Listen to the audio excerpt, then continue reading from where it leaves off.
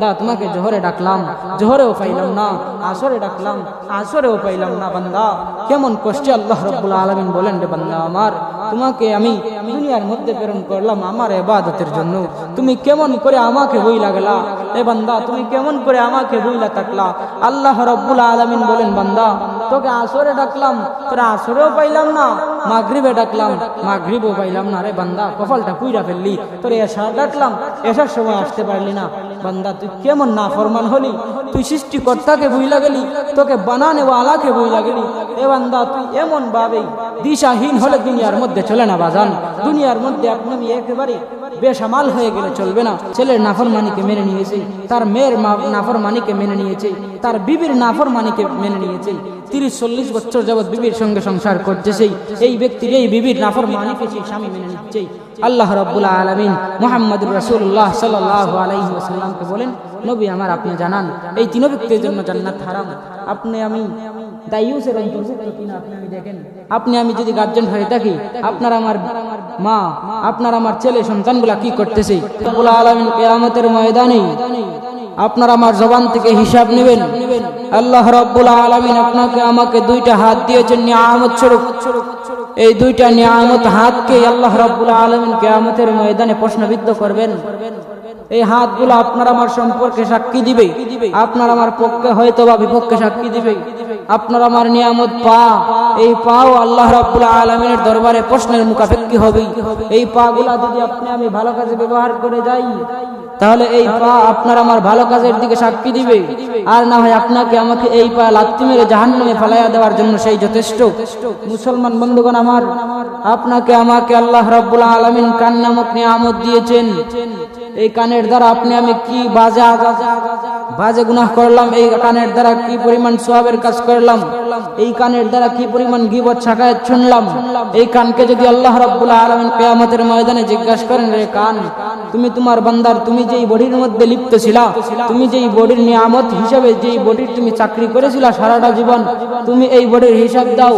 এই কান বলবে, আল্লাহ আমার কোনো দোষ নাই, আপনার গোলাম আপনার বান্দা আমাকে দিয়া অন্য ব্যক্তির গীবত কাজের মধ্যে লিপ্ত হয়েছে।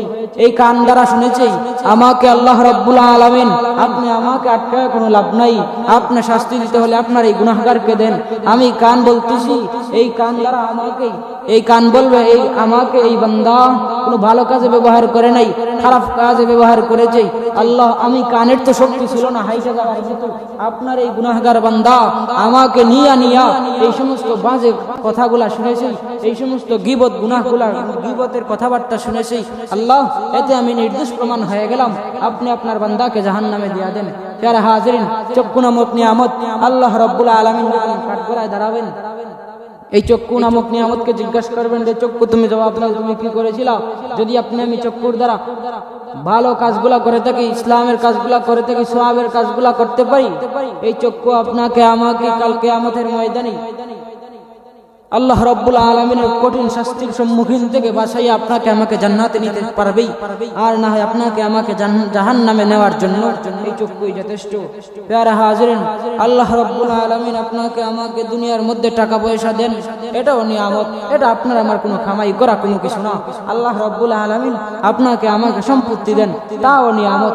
আপনাকে আমাকে আল্লাহ রাব্বুল আলামিন ছোট থেকে বড় করেন, তাও নিয়ামত।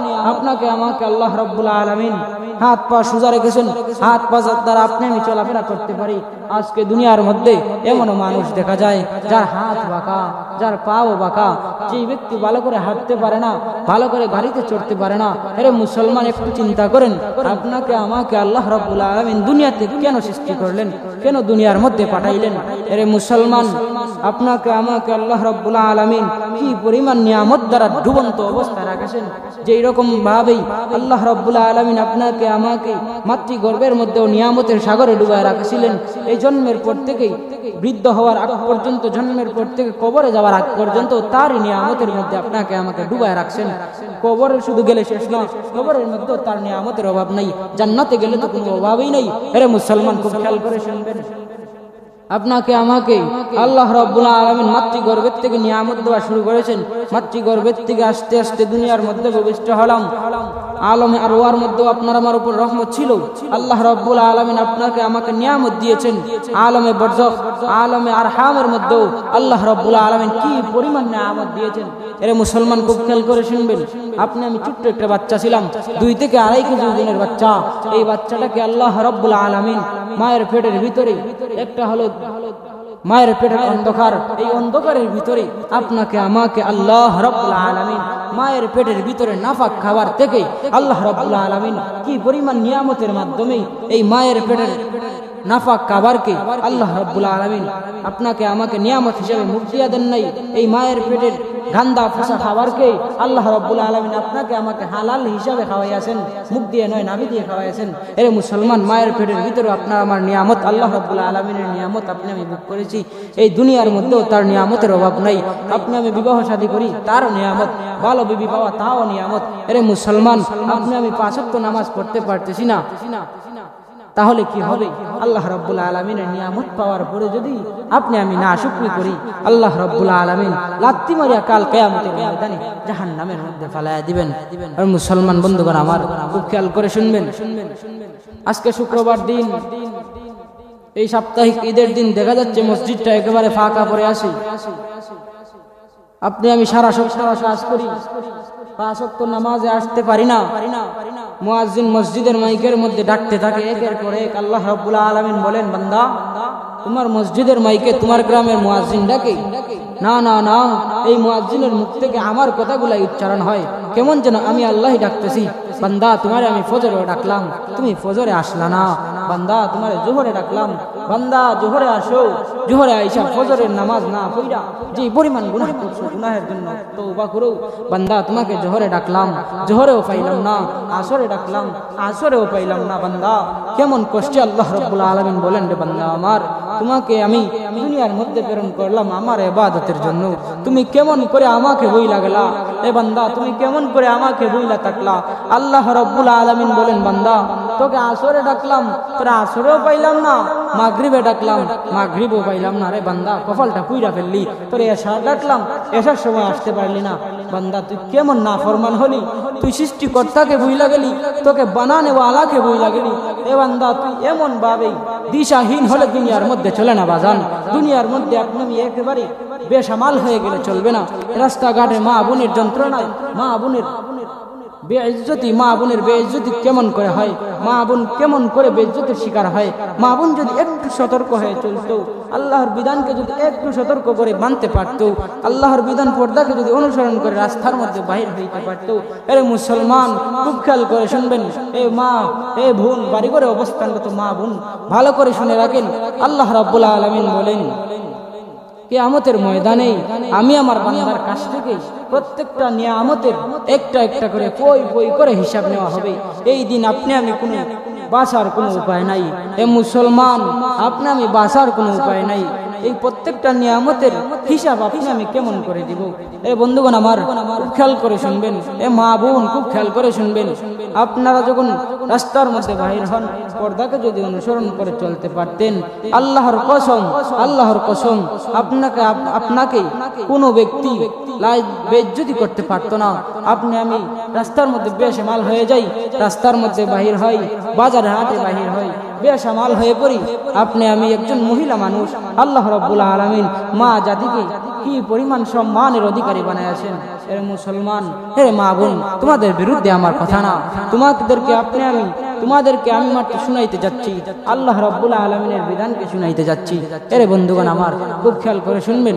আল্লাহ রাব্বুল আলামিন কিয়ামতের ময়দানে যখন আপনাকে আমাকে প্রশ্নের সম্মুখীন করে ফেলবেন, নবী আলাইহিস সালাতু ওয়াস সালাম হাদিসের মধ্যে বলেন, যেই ব্যক্তি কাল কিয়ামতের ময়দানে আল্লাহর কাঠগড়ার মধ্যে দাঁড়ায়া যাইবে, আল্লাহ রাব্বুল আলামিনের সম্মুখে প্রশ্নের মুখাপেক্ষী হয়ে যাইবে, এই উম্মত, এই বান্দা এবং বান্দি জাহান্নাম ছাড়া তার কোনো উপায় নাই। এ মুসলমান, আল্লাহ রাব্বুল আলামিন আপনাকে আমাকে যখন জিজ্ঞাসা করেই ফেলবেন, এই জিজ্ঞাসা দেওয়ার সঙ্গে সঙ্গে আপনি আমি কি উত্তর দিব? আপনি আমি 1 সপ্তাহ আগে কি দিয়া খানা খাইলাম তাও বলতে পারি না, কি করলাম তাও বলতে পারি না। আপনাকে আমাকে আল্লাহ রাব্বুল আলামিন 60 থেকে 70 বছরের জিন্দেগি যখন জিজ্ঞাসা করবেন, আপনি আমি কি করব? আমাদের জিন্দেগিগুলোকে আল্লাহ রাব্বুল আলামিন লিখা রাখতেছেন, ফেরেশতাদের মাধ্যমে লেখাইতেছেন। আপনি আমি যে মিথ্যা কথা বলবো, তাও সম্ভব না। আপনি আমি যখন মিথ্যা কথা বলবো, আল্লাহ রাব্বুল আলামিন বলবেন, বান্দা মিথ্যা কথা বলতে চাও, তোমার জবানটাকে অফ করে দিলাম। তোমার জবান এবার সাক্ষী দিবে, তুমি মারতে পারবে না, তুমি কথা বলতে পারবে না। বান্দা, আমি আল্লাহ রাব্বুল আলামিনের কাছে এমন শক্তি আছে, তুমি যদি মিথ্যা বলতে চাও, তোমার জবান তোমার বিরুদ্ধে সাক্ষী দিবে। বান্দা, তুমি কি করবা? আল্লাহ রাব্বুল আলামিন বলেন, বান্দা তোরে বানাইলাম আদম করিয়া, তোর উপরে এমন একটা কিতাব দান করলাম, যেই কিতাব পড়লেই সব, তোকে এমন একজন নবী দিলাম, যেই নবীর কথাগুলা শুনলেই সব, যেই নবীর অনুসরণ করে চলতেই পারলেই তোর আখিরাতটা তোর হয়ে যাইবে। বান্দা, তোকে এমন করে এমন একজন রাহমাতুল লিল আলামিন দুনিয়ার মধ্যে পাঠাইলাম, এই নবীর অনুসরণ করে যদি চলতে পারো, আমি আল্লাহ রাব্বুল আলামিন গ্যারান্টি দিলাম, তোর জিন্দেগীর সমস্ত গুনাহকে মাফ করিয়া তোকে আমি আল্লাহ রাব্বুল আলামিন জান্নাতে নেওয়ার ওয়াদা দিলাম। মুসলমান বন্ধুগণ আমার, আপনার আমার মা বোন, আপনার আমার বাবা, আপনি আমি ছেলে সন্তান, আপনি আমি মেয়ে সন্তান, মেয়ে সন্তানগুলো উপযুক্ত হয়ে যায়, ছেলে সন্তানগুলো উপযুক্ত হয়ে যায়, একের পর এক দিনগুলো অতিবাহিত হইতেছে, কিন্তু আপনাকে আমাকে কোনো মা কোনো বাবা নামাজের জন্য তাগিদ দিচ্ছে না। নবী আলাইহিস সালাতু ওয়াস সালাম হাদিসের মধ্যে বলেন, আল্লাহ রাব্বুল আলামিন জানায় দেন, নবী আমার আপনি জানান, নবী আলাইহিস সালাতু ওয়াস সালাম বলেন, তিন ব্যক্তির জন্য জান্নাত হারাম হয়ে যায়। এটা যেমন আল্লাহ রাব্বুল আলামিন রাগ করে বলতেছেন, বান্দা দেখবো তুমি কাল কিয়ামতের ময়দানে আমি আল্লাহর কাছ থেকে চুইটা কিভাবে জান্নাতে যাইতে পারো। এটা যেমন এমন ভাবে হয়ে গেল, বাবা তার সন্তানকে বলেই, আমার সন্তান, তুমি যদি বাবার বেটা হয়ে তাইকো, তুমি পরের অক্ষ থেকে আমার ঘরের মধ্যে ভাত খাইতে পারবা না। এটা এমন হয়ে গেল, কি ধমকের কথা আল্লাহর নবী বলেন, তিন ব্যক্তির জন্য জান্নাত হারাম হয়ে যাইবে।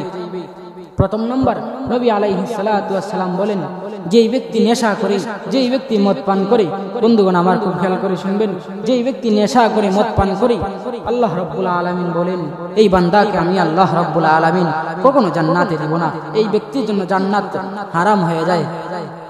প্যারে হাজিরিন, নবী আলাইহিস সালাতু ওয়াস সালাম দুই নম্বরে বলেন, ওই ব্যক্তির জন্য জান্নাত হারাম হয়ে যায় যেই ব্যক্তি আমি আল্লাহ রাব্বুল আলামিনকে শিরিক করি, এই ব্যক্তির জন্য আল্লাহ রাব্বুল আলামিন জান্নাত হারাম করে দিবেন। প্রথম নম্বরে আল্লাহর নবী বলেন, যেই ব্যক্তি নেশা করে ওই ব্যক্তির জন্য জান্নাত হারাম হয়ে যাইবে। দুই নম্বরে আল্লাহর নবী বলেন, যে মা বাবার অবাধ্যতা করে, যে মা বাবাকে কষ্ট দেয়। বন্ধুগণ আমার হাদিসের কথা বলতেছি, খুব খেয়াল করে শুনবেন। এক নম্বরে যেই ব্যক্তি মদ পান করে, দুই নম্বরে যেই ব্যক্তি মা বাবাকে কষ্ট দেয়, মা বাবার নাফরমানি করে, এই দুই ব্যক্তির জন্য আল্লাহ রাব্বুল আলামিন তার তৈরি নিয়ামতে ভরপুর জান্নাতটাকে হারাম করে দিবেন। তিন নম্বরে আল্লাহ রাব্বুল আলামিনের নবী আলাইহিস সালাতু ওয়াস সালাম মুহাম্মদ আরবি সাল্লাল্লাহু আলাইহি ওয়াসাল্লাম বলেন, যে দায়ুস ব্যক্তির জন্য জান্নাত হারাম। প্যারে মুসল্লিয়ানে কেরাম, আপনারা বলতে পারেন দায়ুস কি? নবী আলাইহিস সালাতু ওয়াস সালামের হাদিসের ব্যাখ্যায় লেখা হয়, দায়ুস বলা হয় ওই ব্যক্তিকে, যে ব্যক্তি তার সারাটা জীবনের নাফরমানিকে মেনে নিয়েছে, তার ছেলের নাফরমানিকে মেনে নিয়েছে, তার মেয়ের নাফরমানিকে মেনে নিয়েছে, তার বিবির নাফরমানিকে মেনে নিয়েছে, 30-40 বছর যাবৎ বিবির সঙ্গে সংসার করতেছে, এই ব্যক্তির এই বিবির নাফরমানিকে সেই স্বামী মেনে নিচ্ছে। আল্লাহ রাব্বুল আলামিন মুহাম্মদুর রাসূলুল্লাহ সাল্লাল্লাহু আলাইহি ওয়াসাল্লামকে বলেন, নবী আমার আপনি জানান, এই তিন ব্যক্তির জন্য জান্নাত হারাম। আপনি আমি দায়ুসের অন্তর্ভুক্ত কিনা আপনি আমি দেখেন। আপনি আমি যদি গার্জিয়ান হয়ে থাকি, আপনার আমার মা, আপনার আমার ছেলে সন্তানগুলা কি করতেছে? আপনার ছেলে সন্তান, আপনি ছেলে সন্তানের বাবা, উপযুক্ত একটা ছেলে সন্তান, উপযুক্ত মেয়ে, তাদেরকে নামাজের কথা বলতেছেন না। নামাজ এমন গুরুত্ব, আল্লাহর নবী বলেন, কিয়ামতের ময়দানে সর্বপ্রথম নামাজের হিসাব করা হবে। মুসলমান বন্ধুরা আমার, তিন ব্যক্তির জন্য জান্নাত হারাম। কি পরিমাণ নবী আলাইহিস সালাতু ওয়াস সালাম কি পরিমাণ ধমকির কথা বলেছেন। এই দায়ুস ব্যক্তি, এই বিবি গুলার অবাধ্যতা, বিবি নাফরমানি করতেছে, তার বউ, তার বিবি রাস্তাঘাটে বেসামাল হয়ে চলাফেরা করতেছে, বেপরদার অনুসরণ করতেছে, ইসলামের বিধানগুলাকে মানতেছে না, সেই ব্যক্তি দায়ুস। যদি সেই ব্যক্তির স্ত্রীকে সেই ব্যক্তি বারণ না করে এই সমস্ত বিষয় থেকে, তার ছেলে নামাজ পড়তেছে না, নামাজের জন্য কথাও দিচ্ছে না, নামাজ পড়তেছে না, নামাজের জন্য শাসন করতেছে না, নামাজের জন্য শাসন করতেছে না, এই ব্যক্তিও দায়ুস। মুসলমান ভাইরা আমার, আপনার আমার অসংখ্য অগণিত সন্তানগুলা নামাজ পড়তেছে না, নামাজের জন্য কিছু বলতেছিও না। আপনার আমার দুটা সন্তান যদি থাকে, বড় সন্তান রাত্রেবেলা সন্ধ্যার সময় ঘর থেকে বাহির হইয়া যায়, মোবাইলটা হাতে নিয়া রাতের বেলা কি করতেছে, আপনি আমি বাবা, আপনি আমি গার্জেন, তার খবরও নিতেছি না। আপনার আমার সন্তান রাস্তাঘাটের মধ্যে কি করতেছে, রাত্রে 11টা 12টা 1টার সময় ঘরের মধ্যে আইসা দরজা লাগাইয়া ইয়ারফোনটা কানের মধ্যে দিয়ে কি পরিমাণ অশ্লীল গুনাহ করতেছে। আপনি আমি মা বাবা এই সমস্ত গুলা খেয়াল করতেছি না। আপনি আমি সন্তান, আপনার আমার সন্তান হিসাবে, আপনি আমি গার্জেন হিসাবে সর্বপ্রথম করণীয় ছিল এই যেই বস্তু দ্বারা গুনাহ হয় এই বস্তুকে সর্বপ্রথম বিতাড়িত করা। মুসলমান ভাইরা আমার, সন্তানটা রাতের বেলা মোবাইল টিপতে টিপতে গুনাহের কাজে লিপ্ত হইতে হইতে ফজরের আগ মুহূর্তে ঘুমায়া যায়। একটু দিলের মধ্যে বাজে না, আমার সন্তানটা কি করতেছে, আমার মেয়েটা কি করতেছে। একা একা রাস্তাঘাটের মধ্যে বাহির হয়, একা একা স্কুলে যায়, মাদ্রাসায় যায়। আমার মেয়েটা কি ইসলামের দৃষ্টিতে আসে নাকি ইসলামের বাল্লা কোনো কাজ করতেছে সেটাও দেখতেছি না। আপনার আমার ছেলেটা রাতের বেলা কি করতেছে তাও দেখি না। আপনি মিয়া দায়ুস। নবী আলাইহিস সালাতু ওয়াস সালাম বলেন, এ আমার উম্মত শুনে রাখো, এই সমস্ত বিষয়কে যেই ব্যক্তি পরিহার করবে না এই ব্যক্তি দায়ুস। আপনার আমার সন্তানগুলো গুনাহের কাজে লিপ্ত হয়, আপনি মিয়া দায়ুস, আপনার জন্য জাহান্নাম জান্নাত হারাম। এ বন্ধুগণ আমার, আপনার আমার সর্বপ্রথম করণীয় ছিল, আপনি আমি বৃদ্ধ হয়ে গেছি, আপনার আমার বয়স বাড়তেছে, ছেলেটার বয়স বাড়তেছে, সর্বপ্রথম করণীয় ছিল তাকে দিনী শিক্ষায় শিক্ষিত করা, তার কাছ থেকে গুনাহের বস্তুগুলা বর্জন করা। সেই ব্যক্তি ঠিকমতো উপযুক্ত, ছেলেটা ঠিকমতো নামাজ পড়ছে কিনা, ঠিকমতো ইসলামের বিধানকে পালন করতেছে কিনা, ঠিকমতো খাবার দাবার, এই সমস্ত বিষয়গুলো আপনার খেয়াল করা উচিত ছিল। আপনার ছেলেটা বড় হয়ে গেছে, জন্ম দেওয়ার আপনার দায়িত্ব ছিল, জন্মের পরে কোনো দায়িত্ব নাই। ইসলাম বলে না, তুমি বাবা হয়েছে সবে মাত্র তোমার দায়িত্ব শুরু হয়েছে। শুধুমাত্র ডাল চাল ভাত ফাঙ্গাস খিচুড়ি দিয়া বড় করলেই তার সন্তান হয়ে যায় না, মানুষ হয় না। আরে বন্ধুগণ আমার, আপনি যেই রকম ফাঙ্গাস তেলাপিয়া খান বিভিন্ন দেশের ইহুদি খ্রিস্টানরাও খায়, কিন্তু আপনাকে কেন দায়ুস বললেন? এই সমস্ত মানুষগুলাকে কেন দায়ুস বললেন? যদি আপনি এগুলা খাওয়ান তাহলে বড় হবে, না তাহলে বড় হবে। আপনার ছেলেটাকে যদি আপনি ইসলামের শিক্ষা শিক্ষিত না করেন, ইসলামের বিধানগুলা তার অন্তরের মধ্যে না ডাইলা দেন, এই ব্যক্তি কখনো আপনার ছেলে ডাকতে পারে, আপনাকে বাবা ডাকতে পারে, কিন্তু আল্লাহ রাব্বুল আলামিনের নবী বলেন এই ব্যক্তি আমার উম্মতের দলভুক্ত না। মুসলমান ভাইরা আমার, ফজরের আগ মুহূর্তে ছেলেটা ঘুমায়া যায়, কিন্তু নামাজের জন্য ডাকও দেই না। বাবা যদি ডাকতে যায়, মা বলে আমার ছেলেটা শুধুমাত্র ঘুমাইছে, তুমি ডাকো কেন? নামাজের তো বয়স হয় নাই। এরে ভাই, ইসলাম বলে 7 বছর থেকে তাকে নামাজের জন্য তাগিদ দাও, উপযুক্ত হয়ে গেলে তাকে নামাজের জন্য শাসন করো, প্রয়োজনে ঘর থেকে বিতাড়িত করো, প্রয়োজনে তোমাকে বাবা ডাকতে নিষেধ করো যদিও নামাজ না পড়ে। আল্লাহ রাব্বুল আলামিন আপনাকে আমাকে যেন এই কথাগুলোর উপর আমল করার তৌফিক দান করেন, সকলে বলেন আমিন। আল্লাহ রাব্বুল আলামিনের কাছে আপনি আমি তৌফিক কামনা করি, আল্লাহ রাব্বুল আলামিন যেন আপনাকে আমাকে দায়ুসের কাতার থেকে নামটাকে দায়ুসের কাতার যেন আপনার আমার নাম না থাকে। এরে ভাই, নবী আলাইহিস সালাতু ওয়াস সালাম হাদিসের মধ্যে বলেছেন 3 ব্যক্তির জন্য জান্নাত হারাম। আল্লাহ রাব্বুল আলামিন যেন এই কথাগুলোকে বুঝার এবং অন্তরে ধারণ করার তৌফিক দান করেন, সকলে বলুন আমিন। ওয়া আখিরু দাওয়ানা আনিল হামদুলিল্লাহি রাব্বিল আলামিন। আসসালামু আলাইকুম ওয়া রাহমাতুল্লাহি ওয়া বারাকাতুহু।